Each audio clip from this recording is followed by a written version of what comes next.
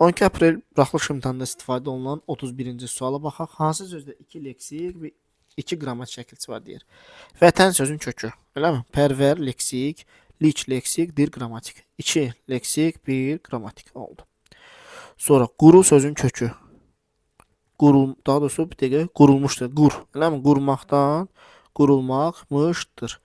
1 leksik, 2 qrammatik. Yaraqlanmışdır. Yar, yaraq, yaraqlanmaq, maq. 2 leksik, 1 qrammatik. Sonra buradakı söz qurudakılardandır, eləmi? Quru sözün kökü dakı leksik, lardan qrammatik. 1 leksik, 2 qrammatik. Uçmaqdan uçqun. Uçqundan uçqundakı. Lardandır, dır qrammatikdir. Cavabı nə olacaq? Y variantı. Yəni bu sözü bir təkrar buraya yazıram. Uçqun, dakı, lar, bir də dır. Uçmaqdan uçqun söz yaranır. Uçqundan dakı birgə leksik götürülür.